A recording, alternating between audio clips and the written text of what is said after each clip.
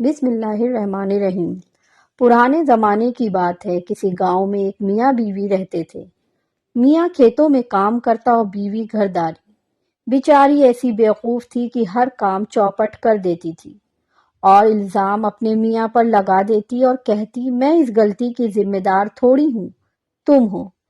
ایک بار خدا کا کرنا کیا ہوا، اس کو ہمسائی نے ایک بکری کی ران دے دی۔ میاں نے کہا بیوی ران کے کباب تو بنا دے، مدتوں بعد آج گوشت نصیب ہوا ہے، ہم جنگل میں جائیں گے اور وہاں کباب کھائیں گے۔ اس کی بیوی نے کہا کباب تو میں ایسے بناتی ہوں کہ کوئی کیا بنائے گا، اتنے مزیدار کہ انگلیاں چاٹتے رہ جاؤ گے، میں ابھی کباب بنا کر لاتی ہوں۔ میاں نے کہا یہ بات ہے تو ایک جگ یا سراہی میں شراب بھی لیتی آنا، نیچے تہخانے میں شراب کا کپا بھرا پڑا ہے، مگر اسے کھولتے وقت ذرا احتیاط برتنا۔ بیوی نے کہا واہ میاں واہ، کیا تم نے مجھے بیوقوف سمجھ لیا ہے؟ گویا کیا میں اتنا بھی نہیں جانتی کہ اگر ڈھکن کھلا رہ گیا تو شراب گر جائے گی۔ اچھا تم جاؤ، مجھے کھانا پکانے میں دیر ہو رہی ہے۔ یہ سن کر میاں کھیت میں چلا گیا اور بیوی نے کھانا پکانے کی تیاری شروع کر دی۔ کھانا پکاتے ہوئے وہ یہ سوچ رہی تھی کہ آج کھانا بہت مزے کا بنے گا۔ اس نے سوچا کہ کھانا تو ابھی پک ہی رہا ہے، اتنے میں تہخانے سے شراب لے آتی ہوں۔ یہ سوچ کر جگ ہاتھ میں لیا اور ران کو کوئلوں پر چھوڑ کر تہخانے میں چلی گئی کہ اتنے میں اسے خیال آیا کہ جب ران پک رہی تھی تو گیٹ پر کھڑا کالا کتا ران کو لالچی نظروں سے دیکھ رہا تھا، کہیں ایسا نہ ہو کہ وہ ران کو اڑا لے۔ فوراً اٹھی اور پیپے کے ڈبے کو کھلا چھوڑ کر اوپر بھاگی تو کیا دیکھتی ہے کہ وہ کتا پکتی ہوئی ران کو لے کر بھاگتا جا رہا ہے۔ وہ لکڑی لے کر کتے کے پیچھے بھاگی، تھوڑی ہی دیر میں اس کا سانس پھول گیا، ایک درخت کے نیچے بیٹھ گئی۔ تھوڑی ہی دیر میں جب حواس بحال ہوئے تو اس وقت پیپے کا خیال آیا، واپس دوڑی اور تہخانے میں اتری۔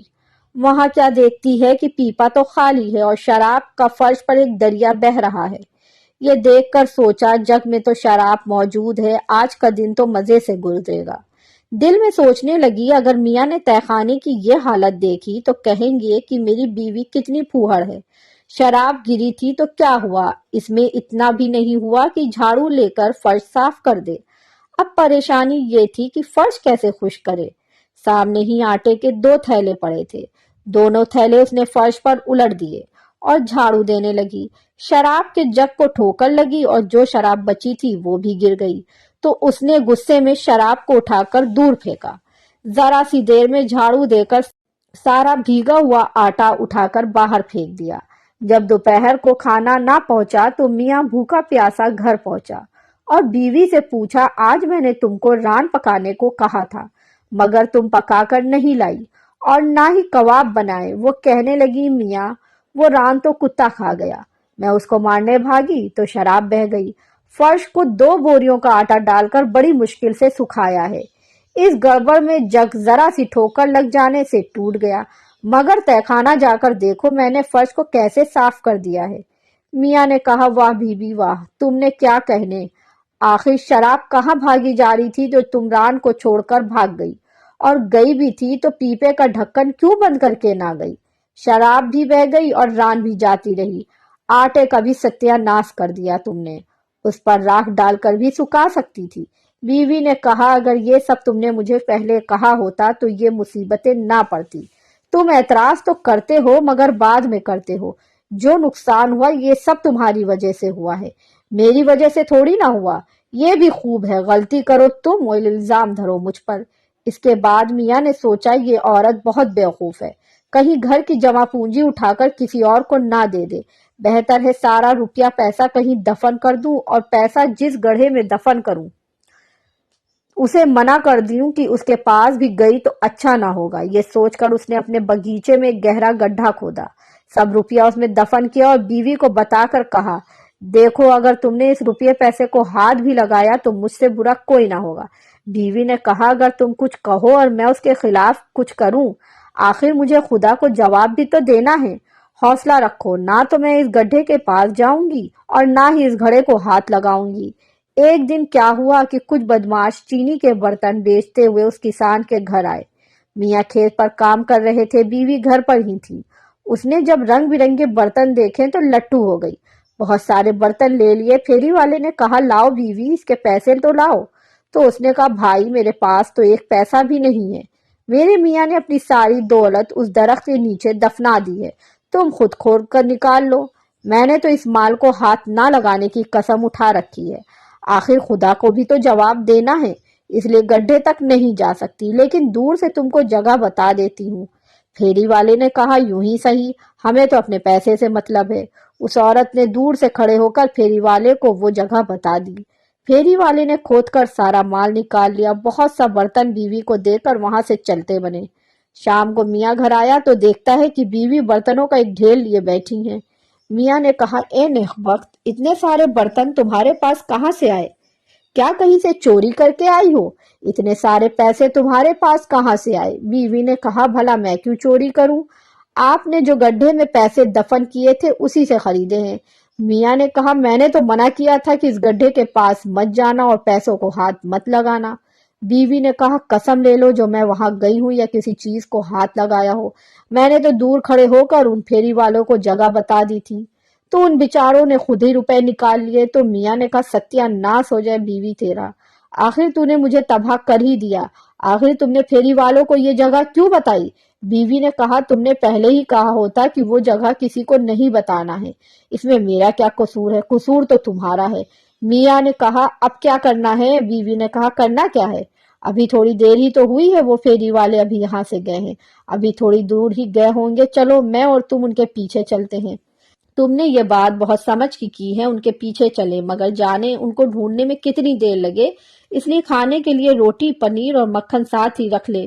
بیوی نے روٹی پنیر اور مکھن کے چھوٹے چھوٹے ٹکڑے پوٹلی میں باندھے اور دونوں تلاش کے لیے نکل پڑے۔ تھوڑی دور ہی گئے ہوں گے کہ بیوی تھک گئی۔ میاں نے کہا تم آرام کرو، میں آگے چلتا ہوں، اس کے بعد تم اسی راستے میں آنا، میں تمہیں آگے مل جاؤں گا۔ بیوی ایک درخت کے نیچے بیٹھ گئی اور میاں آگے بڑھ گیا۔ تھوڑی دیر بعد جب تھکن دور ہو گئی تو بیوی ادھر چل دی جدھر میاں تھا۔ کچھ دیر بعد ایک ایسی جگہ سے گزر رہی تھی، دونوں طرف درخت تھے، ان درختوں کی چھال اتری ہوئی تھی۔ اس کو رحم آیا تو پوٹلی میں سے مکھن نکال کر ان پر لگا دیا اور پوٹلی کا کپڑا اس پر رکھ دیا۔ جب کپڑا کم پڑا تو اپنے جسم پر موجود کپڑا پھاڑ کر ان پر لگانے لگی۔ اسی دوران پوٹلی میں سے پنیر کا ایک ٹکڑا نیچے گرا۔ یہ دیکھنے کے لیے کہ پہلے ٹکڑا کہاں گرا ہے، اس نے دوسرا ٹکڑا بھی نیچے گرا دیا، دوسرا ٹکڑا بھی غائب ہو گیا۔ غرض صبر شکر کر کے تھوڑا آگے بڑھی کہ میاں نظر آ گیا۔ وہ بیچارہ بھوک سے نڈھال تھا، اس نے کھانا مانگا تو بیوی نے 2 روٹیاں سوکھی نکال کر اس کے آگے رکھ دی۔ میاں بولے یہ کس چیز کے ساتھ کھاؤں؟ آتے وقت پنیر اور مکھن بھی تو ساتھ لائے تھے۔ بیوی نے کہا میاں مکھن تو میں ان درختوں پر مل آئی ہوں جو بہت زخمی تھے، اور پنیر کا ایک ٹکڑا نیچے گرا تو یہ دیکھنے کے لیے کہ وہ کہاں گیا تو میں نے دوسرا بھی اس کے نیچے گرا دیا، لیکن نہ پہلے کا پتہ چلا نہ دوسرے کا۔ میاں نے کہا کہ تو جو کام کرتی ہے الٹا ہی کرتی ہے۔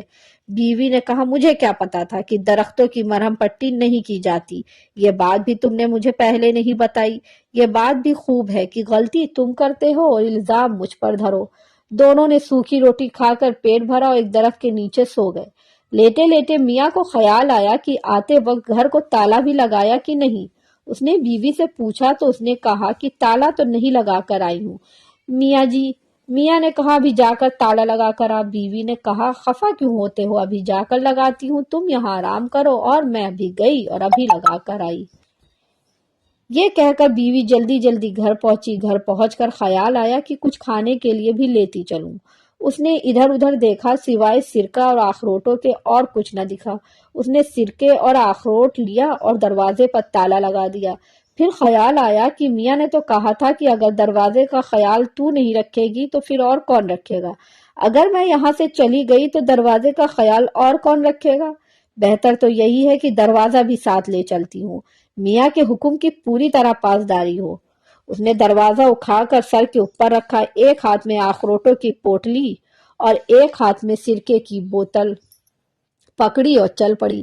اچانک خیال آیا کیوں نہ پوٹلی اور سراہی دونوں دروازے پر رکھ لوں، اس طرح بوجھ بھی کم ہو جائے گا اور چلنے میں بھی آسانی ہوگی۔ اس نے ایسا ہی کیا اور چل پڑی۔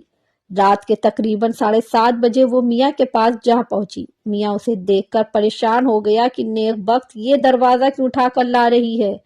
پوچھا تو اس نے کہا، آپ نے ہی تو کہا تھا کہ دروازے کا خیال رکھنا، اس لیے میں اپنے ساتھ اٹھا کر لائی ہوں۔ بیوقوف، کسی چیز کا خیال رکھنے کا یہ مطلب تھوڑی نہ ہوتا ہے کہ اسے سر پر اٹھا کر چلتی بنو۔ میرا مطلب یہ تھا کہ گھر سے باہر نکلتے وقت اگر تو دروازے میں تالا نہیں لگائے گی تو اور کون لگائے گا؟ بیوی نے کہا، اگر یہ بات تو مجھے پہلے کہہ دیتے تو اس میں میرا کیا قصور ہے؟